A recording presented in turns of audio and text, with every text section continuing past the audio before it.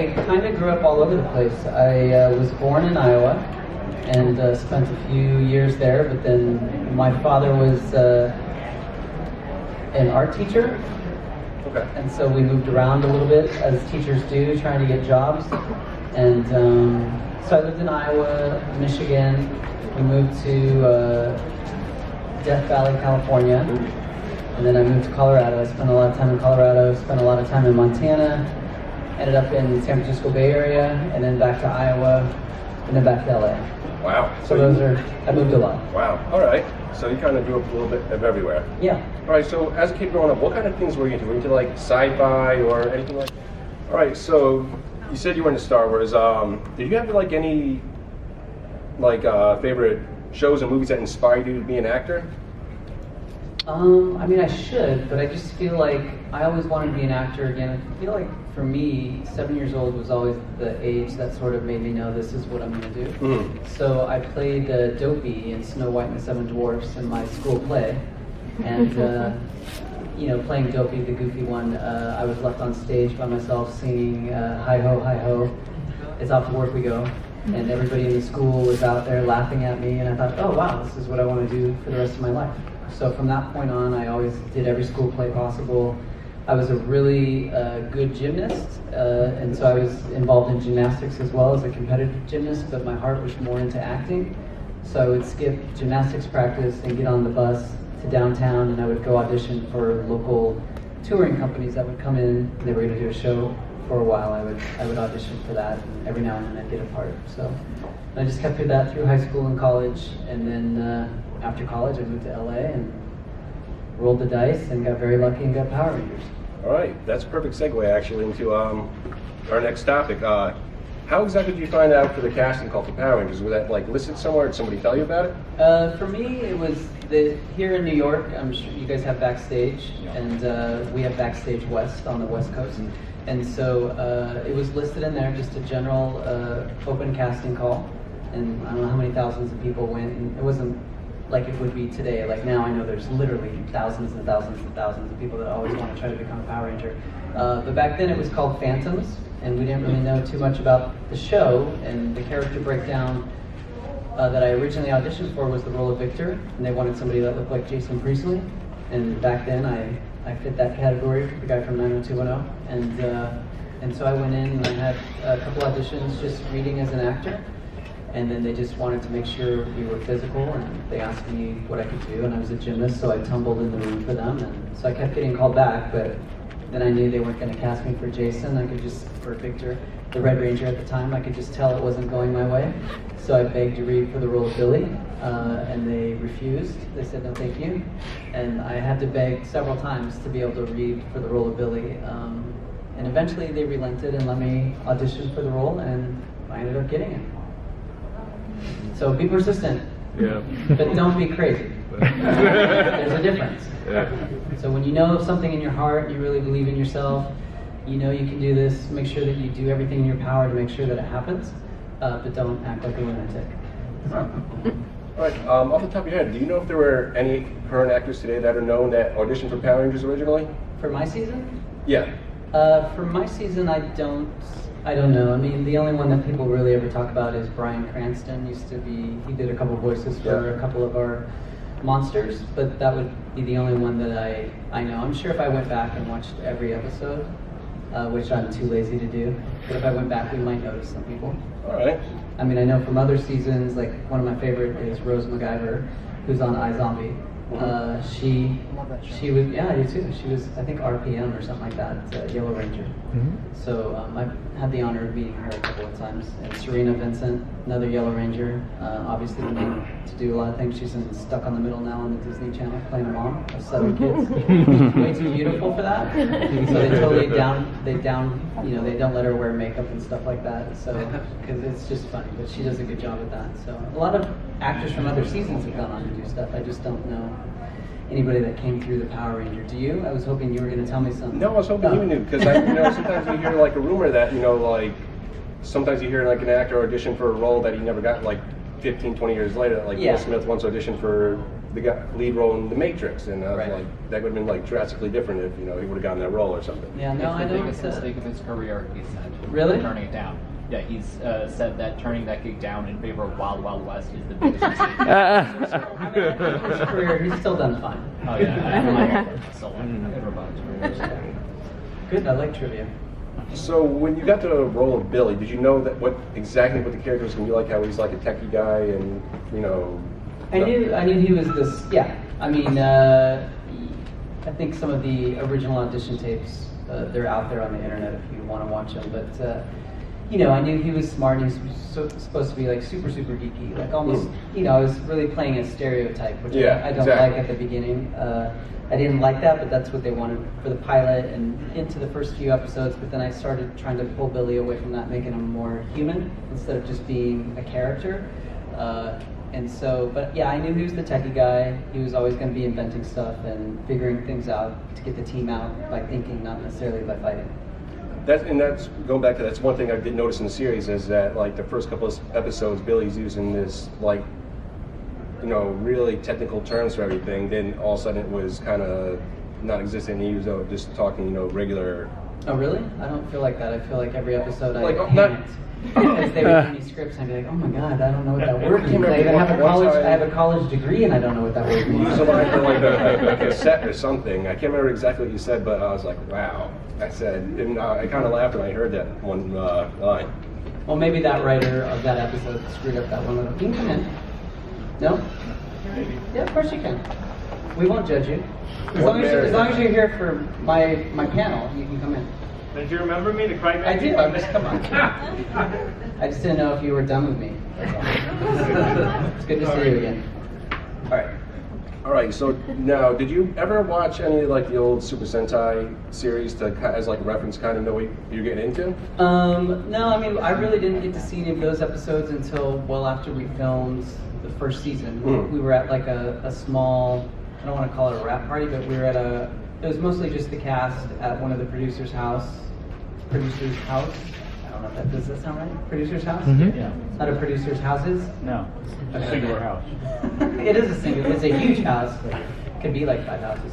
Anyways, we were at one of the producers' house, and they showed us 2 episodes of the Super Sentai footage, but they also showed us they had tried to get Power Rangers off the air, a different version like 7 years before our version, and it was done with older like college-age kids and stuff like that, and so we got to see that, and it was hilarious to watch because it was really sexy and sort of, I don't know, it felt more 70s than anything. Yeah, it didn't work. And then we got ours. So it would have been like sexy Power Rangers back in the day. Yeah, it was like college age kids, Super sexy Rangers. It was interesting. All right, so going about the show, when obviously all the characters always wore the same color of their Ranger. So for your wardrobe, was there just like tons of like blue clothing that you could choose from, or they just kind of like, all right, here, this is what you're wearing for today? Yeah, because that's one thing that I always would bug me, because like the first episode, ironically, they're wearing the same color as the Power Ranger that they became. Yeah. So that's basically just had like hundreds of blue shirts. That's sort of the fun of the show, I think. I mean, in the beginning, there was, thankfully this never happened, but there was talks of having us wear the same episode for every episode. So it would be very much like a cartoon. Okay. And Megaforce. I'm glad that didn't happen, because I can't imagine, I was in 200 episodes, I can't imagine having to wear the same outfit for 200 episodes. Maybe they'd switch it every season, but even so, season 1 was 60 episodes for me, and that all was within the same outfit. So you were happy you didn't have to wear overalls the whole entire time? Well, I wore it for 60 episodes. Wow. After season 1, I was like, we are done with overalls, I can't do it anymore. So, but yeah, you would go into the wardrobe room and you would just see a wall of blue, a wall of pink, a wall of yellow, and it was just like, but they chose our outfits for us, we didn't necessarily get to choose. So, otherwise, it'd be pretty boring if I chose. So, I heard that originally you guys just shot like a bunch of episodes, like 60 episodes first, without... Well, we shot 40 episodes first, and then we shot that all 40 episodes, that was supposed to be season 1. And then they started airing the show, and it shot straight to number 1. And so they were like, oh my god, we need to order more episodes. And so they ordered 20 more. And so in theory, that became season 1. So I don't know what your question was. I might have cut you off. It's all right. So, basically, what was like a basic day of filming like from when you get to set and leave? Was it just like, you go in and do a bunch of action shots, and you go do a bunch of shots at like the gym there? At the juice bar? Yeah, the juice bar. The youth center? Yeah. Yeah, I mean, sort of. It's like we would shoot 4 episodes at one time. Okay. And so, a typical day, the girls usually had to show up at 5 a.m. The guys started showing up at 4:30. We'd have to go through makeup and wardrobe, and then we'd go out onto one of the sets. Like for the 4 episodes, we would go shoot everything in the command center for those 4 episodes. Okay. And then we would rotate to the next set. And that usually took about 2.5 days just filming on the command center. And then we would rotate to the high school, and we would shoot 2 days there, every episode for those 4 episodes. It sounds maybe easy, but it's actually really complicated because there's multiple wardrobe changes within each episode, and girls like to switch their hair. So we'd have to wait for the girls to do their hair for that episode and go back and forth. And back in the day, we would shoot on one camera, and it was film. And so you would shoot a wide shot, then they'd go in and they'd do like group shots, and then they'd keep going in, and so like you'd have to do it over and over and over and over again for close-ups and all that kind of stuff. And then they used to do something called turning around, where they would turn the camera around and face the other direction, and you have to do it all again. So thankfully now, with the digital era, you don't have to go through all that. You're always using 2 to 4 cameras, and you can get all kinds of shots at the same time, so it's a lot faster. But our days were like 12 to 15-hour days. So, and it's still that way. I don't know why it's still that way when we film so much faster now, but you still have 12 to 15-hour days to film. Just like hanging out with everybody. I guess. So, when you guys did the fighting scenes when you weren't as Power Rangers, Yep. did you guys always fight? Were the same actors always the same buddies? Because, or was it like the same group of stunt people? Was it usually that what it was? Yeah, I mean, we typically had a stunt coordinator, and he would always bring his stunt guys. And, so for the most part, they were pretty consistent. But, after season 1, like one stunt coordinator left with his team, and then a new stunt coordinator came in with his team. So, it just depended on the season. Yeah, that's one thing I always wondered about the putties is like, who are the putties? A lot of good guys. Yeah. The putties were actually often our stunt doubles as well. Okay. So, when we weren't civilians and we were fighting in costume, typically it was our stunt doubles. And so some of the putties would become the Blue Ranger, the Pink Ranger, whatever, and then they would fight each other. So it was interesting. So, how often were you like actually in the full on like Blue Ranger outfit, like with the helmet and everything, filming scenes? With the helmet on? Yeah. Not in terms of fights? Yeah. It would be rare. Okay. I mean, I probably only fought maybe twice at the most, and very little in the entire thing, because, it's really dangerous to be in those costumes and do stunts. And so if we got injured, it would kind of shut down the show. So we always had our stunt doubles do that for the most part. Right. And did you learn martial arts as you went on through anybody? Well, just television martial arts. Okay. And that's all done through the stunt team. Yeah. The stunt coordinator and all the people, the stunt team. We would choreograph everything and just do television martial arts. All right. So, throughout the series, did you ever have any ideas that you pitched that were used or not used or anything like that? Like anything in particular? Like character development or... Yeah, I mean, for me, it's interesting now because we have the comic books and all that kind of stuff, and they've sort of been fleshing our characters out in different ways. Have you guys been reading the Boom Studios comics? Yes. You guys like them, right? Yes. Pretty awesome.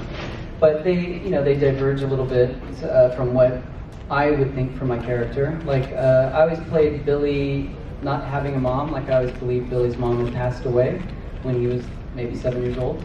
And so he never had a mom. And so I did write an episode called The Transformation Monster. And Rita Morzet had created a monster that could become anything.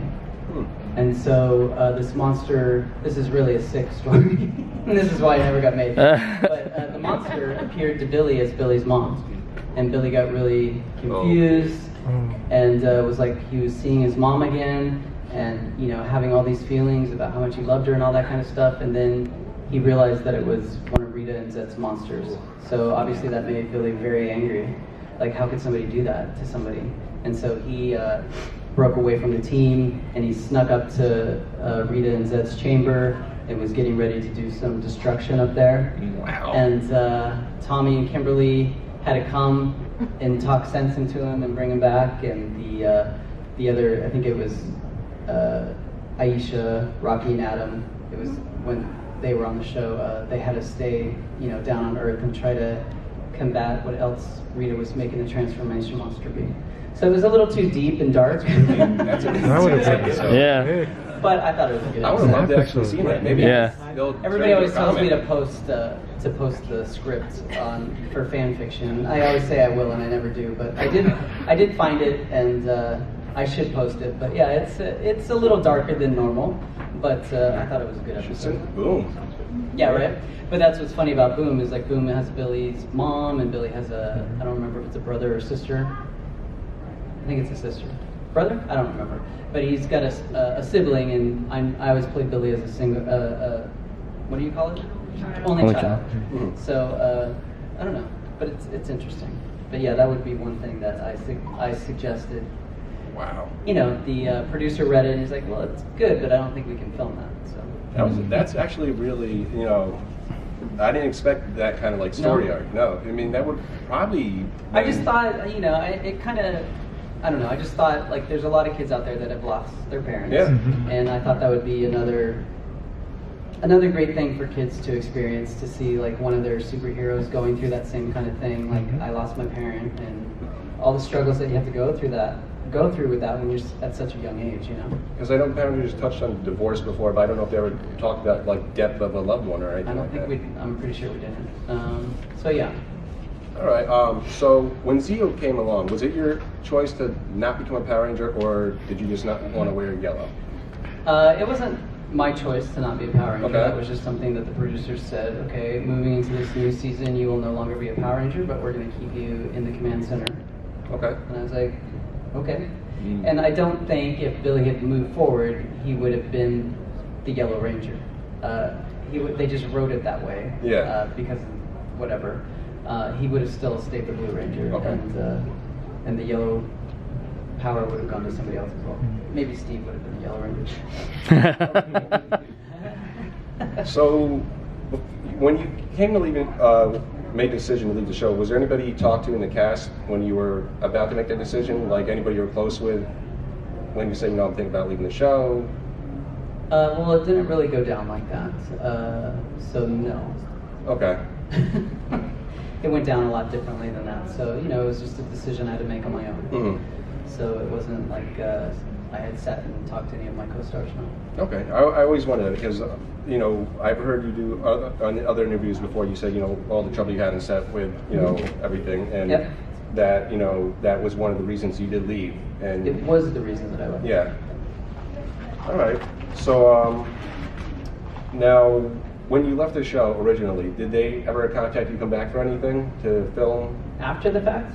Yeah, after everything was done, said like a couple years later, did they ever call you up and ask you to come back and do anything? No. No. I mean, I had gone back and I met with one of my producers 3 years after I left the show. We went out to lunch and just, I sort of sat down with him and talked to him and told him, well, here's the real reason why I left. Yeah.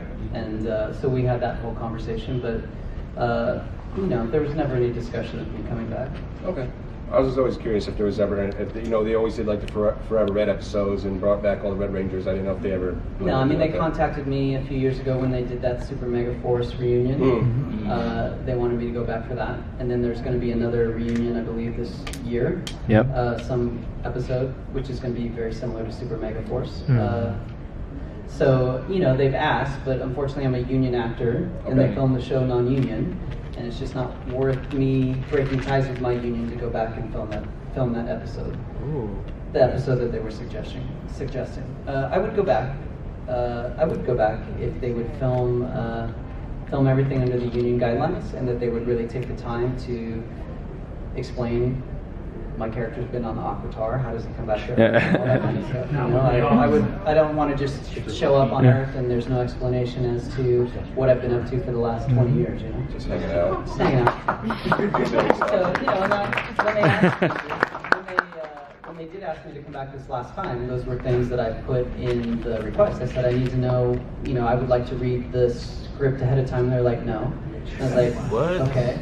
And then I was like, I need to know, are you respecting my character? Are you following through with, treating him well? And they're like, well, we don't really have that information yet. So I could just tell it wasn't going to be anything that I needed to be a part of. All right, so would you mind, you want to take some questions from the audience now? I would love to. 'Cause Okay. I'm sure some of them have questions that they are dying to have me answer. Yes.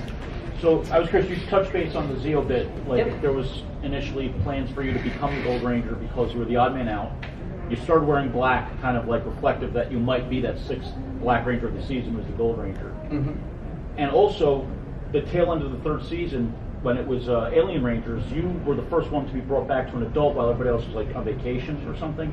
Did that have any kind of tie-in to production at all? Like, was there a reason you came back earlier than everybody else? And were you initially supposed to have been maybe the Gold Ranger down the road? I think the only reason why I was the only adult person is because I was the most professional. Ooh. So, like, if they just wanted me to come back so I could work, I would get the job done, kind of thing. And they just let everybody else have a couple weeks off, Okay. so they could get whatever they needed out of their system. So I think I could be wrong, and I don't mean that rudely to any of my co-stars. They're all great people, and we all worked well together. But there was no reason, me above anybody else. It wasn't that I was meant to be the Gold Ranger. That was never discussed with me that I would be the Gold Ranger. I know that they hinted for quite some time that I probably would be the Gold Ranger, but it was just to tease the audience. So, and I don't think they really knew who was going to be the Gold Ranger because there was talk of Brad Hawkins, I who heard about that, yeah. was on VR Troopers. VR Troopers. I was going to Yeah. say Big Bad Beetleborgs, but I knew that was the wrong one. He was on VR Troopers. At one time, it was going to be him. I know he did He do a voiced it. voiceover for one of it, and then I don't remember how it became Austin, but then Austin came back. And Jason came back and was the Gold Ranger. So, but there was never any talks of me being the Gold Ranger, and then people say that I'm the Phantom Ranger. Billy's the Phantom Ranger from whatever. Turbo, yeah. I don't know if that's true or not either. So I don't have those answers. But yeah, Fanfic. it was never discussed with me to be the Gold Ranger. So does that answer your question? Yeah. So, and I got to work with little kids There you go. for 2 weeks. It was a lot of fun though. Okay, right here. What's the biggest difference between acting and filming for a TV show episode than for a movie instead? Well, with the TV show, because we were filming 4 episodes at one time, it's really fast paced. Like, we would shoot like close to 12 pages a day, which is a lot in the television world. And then in a film, you shoot like 3 pages a day, so it's like super slow. So it's just in film, you have bigger, grander sets. Like our sets were like huge. It was amazing. In television, everything's a lot more contained, and so it's just a faster pace. That's all for TV. Does that answer your question? Yes. And what was your question over here? I always was fond of your inventions, Yes. of Billy's inventions Yeah. back in the day. I have 2 questions, Okay. if that's fair. Do you have one invention that was your favorite, or have you ever suggested one that you would like to put in the show? I never suggested one because I don't think I was ever smart enough or creative enough to come up with that stuff. I just played smart on TV. That's what they paid me to do. But yeah, I mean, I don't know. There was always all these inventions, and we would, I'd show up to set, and they'd be like, okay, we don't know how it works, so you just figure it out and make up like what's supposed to happen. I'm like, don't make me do that. So I can remember sticking a disc in the back of Alpha's Back. Yeah. That was lame. It seemed lame at the time. And then just like some of the things that they He would had a say- virus. Yeah, he had a virus. So, there's just all these things, and they would just say, come up with something, and they would just, the only really remember was the Cake-O-Matic, which was like a microwave. But I just remember that because I got electrocuted when we were filming that. Oh, man. Scenes with it, like they're like, okay, just stick your hands in there, and we're gonna shoot water and soap out of it, like it's exploding, and then there's like it's plugged in and it's lighting up, and I'm like, it was a bad day. But I remember that one vividly. So I guess I would say that invention. But he had a lot of interesting things that he came up with. Yeah, I remember when you and Kimberly Amy changed Jo. brains. Yep. Switching changed places. brains. Yeah, Yep. that was my favorite episode. That was a lot of fun. We worked really hard on that one. That was like one of the first episodes written. And so before we started filming, there was like 3 episodes that we would practice, our characters. And so that was one that we got to work on a lot before we actually started filming the series. So, but we had a lot of fun filming that one. I remember that one too. So good question. Is that both your questions? Yeah, Okay. that's fine. All right, you can ask more later. But I'm going to move to this side of the room now, okay? Thank you. Yes? Yeah, so you actually answered part of my question from that. I was wondering how much creative freedom you had as far as the lines go and your actions also. I mean, creative freedom is, with the lines, as time went on, I had a lot more creative freedom. I mean, I really wanted to make sure that I was developing Billy, like I said at the beginning. I don't know if you guys were here for that, but I wanted to take Billy from being such a stereotypical character of what people thought a nerd was and humanize him. And so over time, they sort of let Billy grow into like a different young man away from the stereotype. So I did have a lot of creative freedom with that. And, I was really glad that I had the 200 episodes that I did to really show Billy grow over those episodes. And like with the lines, I wanted to be somewhat true to what they were writing in terms of, because they would all, it was important to show that Billy was smart, and so I didn't try to take away a lot of the big words. But there were times where it's like, I can't say that word. So if there were like a certain amount of lines that you just felt were like off, or your character wouldn't feel that way or say it that way, you could just suggest a different way and they'd accept that, or how did that work? Typically, a lot of the directors that I worked with trusted my instincts as an actor, which was great. And so, but in situations like that, the best thing to do is shoot it the way that it's written, and then say, can we try it a different way? And just they'll let you have that freedom generally. Okay. And so, you want to make sure that you're appeasing everybody. So do what the producers, the writers wrote, so that they have that, and then if you show them a different way and they're like, oh, that makes more sense, then they'll choose that cut. So it's almost like you can earn your way into letting them trust you with more. If you're good. Yeah. That sounds stuck up. I didn't mean it like that. But that sounds really stuck up. I really didn't mean it like that. But No, yeah, they really trusted my instincts with the character. If you show that you're good at what you do, they value it more. Yeah. Yeah. And also, second part of that question, how did that creative freedom work as far as action scenes, if you got to do a lot of them? Yeah, I mean, it works more so with Jason and Austin and Walter. They're all very talented martial artists, and Walter's an amazing dancer, and they would come up with stuff all the time. And so, totally. But I was a gymnast, and so I preferred so much more for somebody to choreograph something for me, show me what they wanted, and I would just stick to it. I could have come up with stuff, I'm sure, but I just really trusted the stunt team more. I mean, I think if I was a martial artist, I would have been more willing to try different things, but I just, and when it came to me as a gymnast, they would say, well, what kind of flipping or tumbling would you do here? And I would tell them what I would like to do, and, I could have that freedom. But I just really trusted the stunt team. Okay. And last part of the question, sorry. Yep. Was there an option to, let's say, if there was a few stunts that they wanted your character to do that day, was there an option to say, well, you know what, I want to try those stunts. We don't need a stunt guy for this. I think I can do that. Or did they just kind of say... Out of costume always. But in costume, is that what you mean? Yeah.